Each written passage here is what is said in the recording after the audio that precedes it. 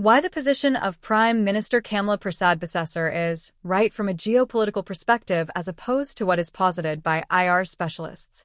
An editorial by political analyst Dr. Shane Mohammed. It is concerning that there are several academics standing on the repute of academic institutions providing criticism for Prime Minister Kamla Persad Bissessar's stance regarding the presence of U.S. military in the region and her government's full support where the U.S. is required to intervene in the defense of Guyana. What those experts are not explaining to the media and the people of this country is the difference between geopolitics and international relations as it relates to the practicality of the Prime Minister's stance. Let us be very clear. Whilst geopolitics may have an interdisciplinary overlap with international relations, the theories used in this instance under the geopolitical perspective is what the IR experts are challenging using the less interventional theories of liberalism and constructivism. I am arguing that, unfortunately, neither constructivism nor the liberal approach is relevant in this instance.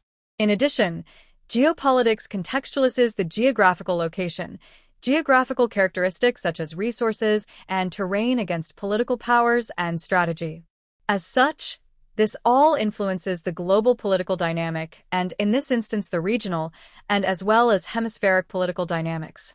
International relations encompasses various theories whilst examining the political, socioeconomic, and institutional intersectionality of state and non-state actors and presents a distinct theoretical elucidation for each global event.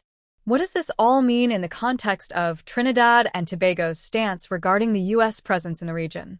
The position is taken with the interest of the state of Trinidad and Tobago in mind, and is tactical since if a reason for U.S. intervention in or for Guyana were to arise, how else does the ships pass? Is not through Trinidad and Tobago waters? And further, would this not also be in the best interest of Trinidad and Tobago? The answer from a geopolitical perspective would also be yes. The reason for this is not difficult. The U.S. has made a decision to deploy its assets to the region as the southernmost nation in the Caribbean region, and given our proximity to both Venezuela and Guyana, especially from a maritime perspective, Trinidad and Tobago is duty-bound to provide access to the U.S. There is no discussion to be had with the United States from an international relations perspective since the U.S. has taken a geopolitical position in its fight against transnational organized crime and the Maduro administration. The most strategic and pragmatic thing for Trinidad and Tobago to do would be to act in its best interest.